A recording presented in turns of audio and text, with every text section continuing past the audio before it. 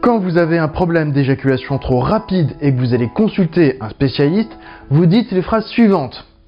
Je suis beaucoup trop sensible, chez moi une petite stimulation provoque une énorme excitation, je n'arrive pas à me contrôler, je pense que mon problème est corporel, c'est un peu comme une malédiction et en plus de ça, c'est d'autant plus dur que c'est une malédiction dont je ne peux parler à personne.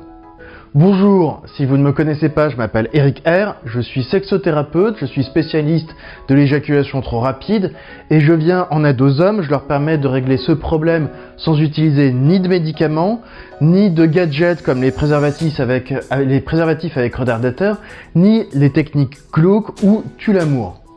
Comme vous pensez que votre problème a une origine physique, les solutions auxquelles vous avez déjà pensé, ce serait soit de prendre une sorte de médicament, soit de subir une opération, même si comme vous ne savez pas exactement quel est l'emplacement de votre problème physique, vous n'avez pas une idée très précise du type d'opération dont vous auriez besoin. Aujourd'hui, on va décrypter ensemble de quelle partie de votre corps pourrait venir cette hypersensibilité ou bien cette hyperexcitabilité, en voyant en détail comment est-ce que les sexologues ont travaillé sur ce sujet. Vous devez savoir que la sexologie est une science et une vraie science avec des chercheurs. On peut dire que c'est une science dure qui a des fondements qui sont beaucoup plus solides que des médecines alternatives. Votre chance, c'est que depuis ses tout débuts, la sexologie étudie de près l'éjaculation précoce, tout simplement parce que l'éjaculation précoce, c'est le trouble sexuel le plus répandu chez les hommes.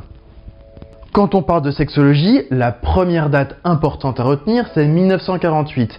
C'est la date à laquelle le docteur Kinsey a publié son rapport qui était une étude comportementale des Américains au niveau de leur comportement sexuel. Les différents rapports Kinsey des Américains et en fait de l'homme occidental, en découvrant entre autres la proportion d'éjaculateurs précoces dans la société, mais également d'autres habitudes sexuelles extrêmement intéressantes. Il a par exemple mis en avant que la moitié des hommes et le quart des femmes avaient déjà eu des relations adultères en dehors du mariage, mais il faut encore attendre une dizaine d'années supplémentaires pour qu'on puisse véritablement marquer le début de la sexologie moderne grâce à Masters and Johnson qui ont été les pionniers de cette discipline.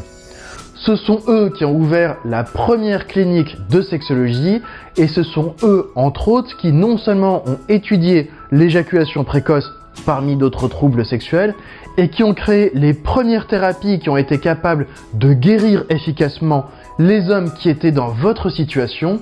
Et encore aujourd'hui, les thérapies modernes ont pour fondation les thérapies comportementales qui ont été mises en place par Masters and Johnson. Ils pensaient également que pour une bonne part, le problème d'éjaculation précoce était lié à un problème d'hypersensibilité et d'hyperexcitabilité sexuelle. Faisons un bond en avant avec Helen Singler Kaplan.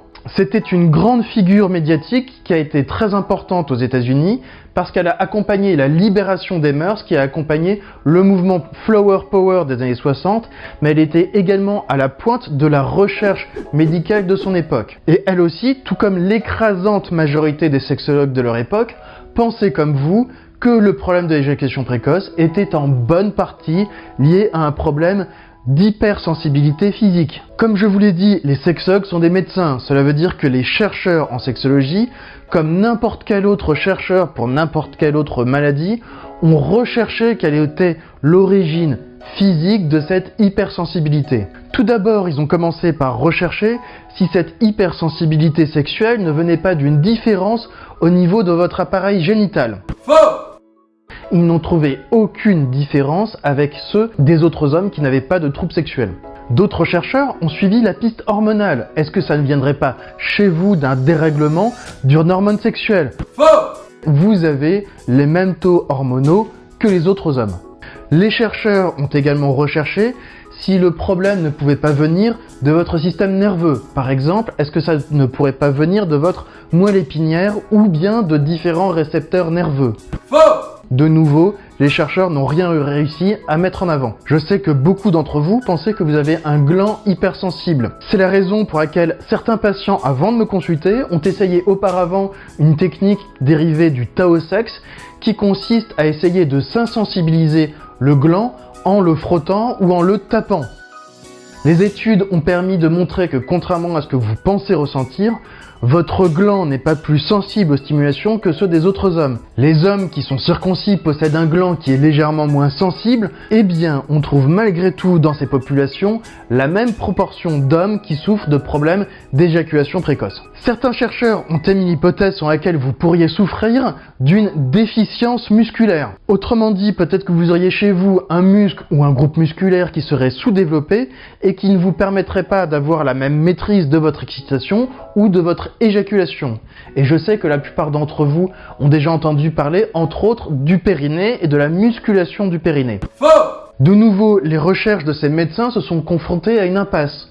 Non, vous n'avez aucune déficience musculaire, que ce soit de votre périnée ou bien d'autres muscles. Faire du sport, c'est excellent pour la santé, mais ce n'est pas ça qui va vous permettre de prolonger la durée de vos pénétrations. Alors, vous venez d'avoir un panorama rapide des principales pistes qui ont été suivies puis abandonnées. Durant plusieurs dizaines d'années, les sexologues ont pensé comme vous.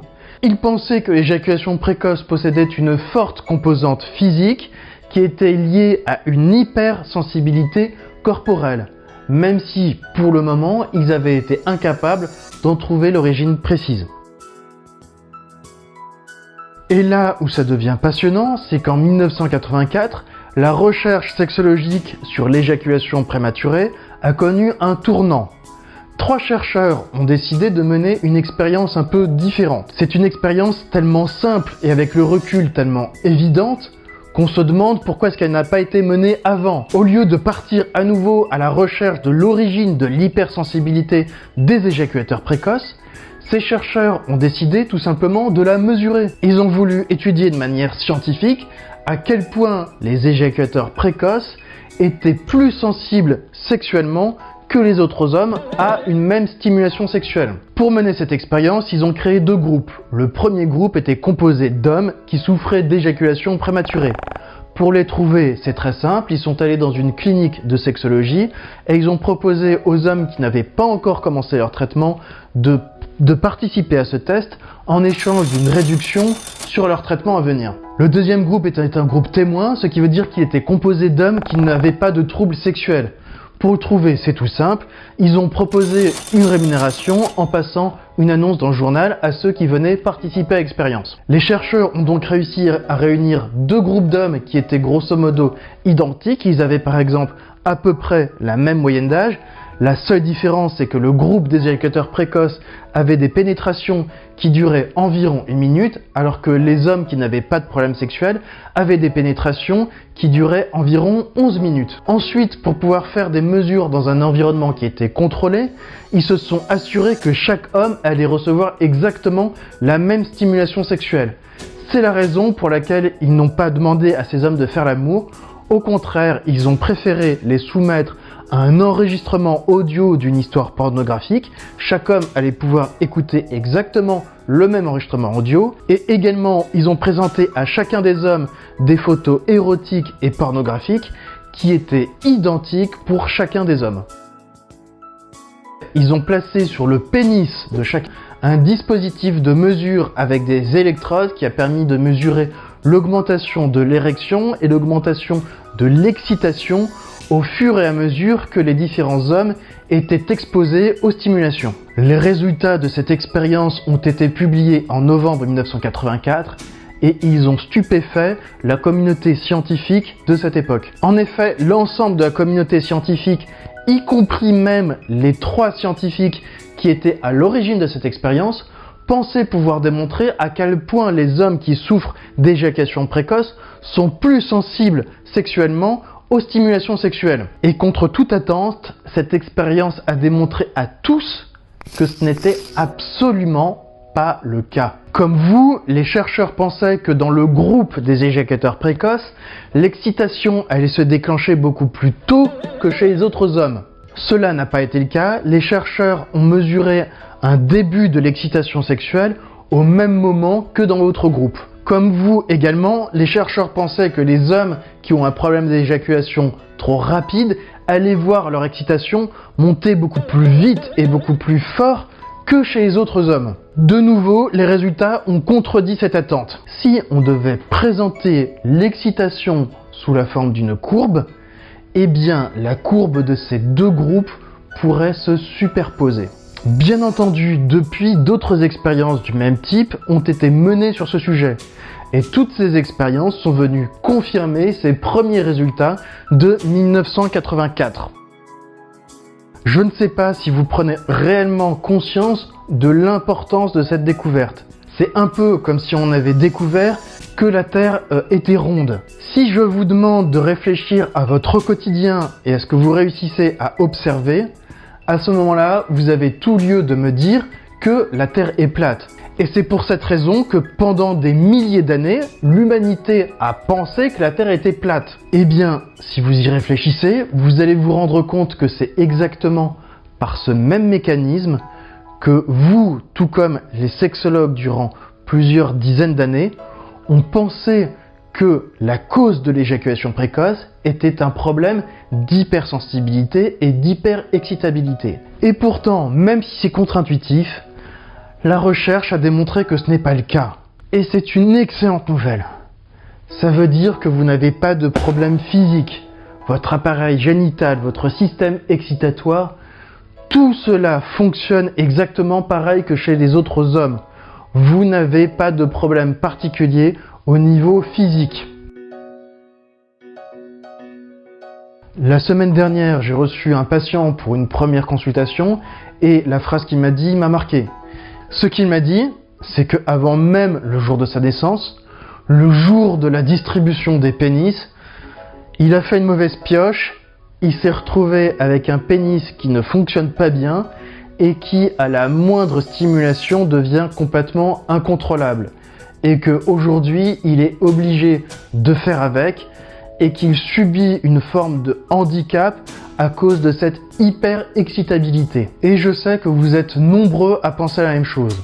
Vous êtes nombreux à traverser la vie en pensant que vous subissez une forme de handicap physique qui rend votre sexualité complètement incontrôlable et vous pensez que c'est quelque chose qui vient complètement saboter votre vie sentimentale et votre vie sexuelle sans que vous puissiez y faire grand chose.